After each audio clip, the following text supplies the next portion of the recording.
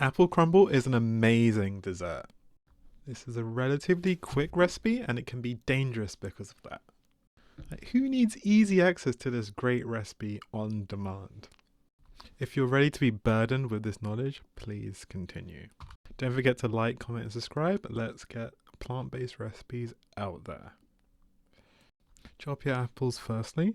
A regular cut will help the apples cook more consistently and evenly. The apples will also shrink in size, so bear that in mind. Coat with some lemon juice to reduce browning, then cover and put away. We're using a handful of apples for this. You can always use more or less depending on how much you want to make. At this point, use a 50% flour to 50% sugar ratio with a whole lot of margarine to make this as buttery, and not a base this time, a buttery topping. I do like to add some oats for some extra crunch and texture. You can also add some seeds if you prefer, process them a little bit, and if you want it a bit finer, then process a bit more. It's your choice. Now add some ground nutmeg, cinnamon, ginger, and allspice to taste into the mixture. I just love a little bit of spices like in my dough. As alternatively, you can use, I guess, frozen or deeply chilled like butter or margarine cubes, and then put that into your dough and use that to make the crumbly texture. That also works. We're just gonna crumble it in post.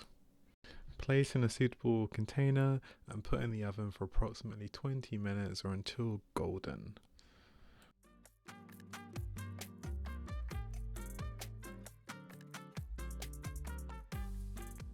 So whilst that's in the oven, we can start with the apples. With even more margarine or butter, get your apples and start to fry them. Season them with some salt, allspice, sugar, cinnamon, everything nice. Is this how the professor made the Powerpuff Girls?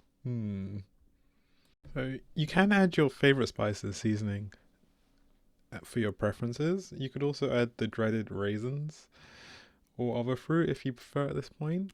I will judge and I will, if I see a raisin, So get all the spices to get to know each other. They want to just be friends, okay? Once it's frying down, cover to allow the apples to steam in their own juices. The smell at this point is incredibly sublime. It's delicious, so please try to resist in taking the apples at this point. So it's really important because we don't want the juices to escape either. That will reduce the dryness of the crumble at the end. And one reason I prefer frying or steaming on the hob. Let me know in the comments below, are you a skin on or a skin off type of person? We are talking about apples, by the way.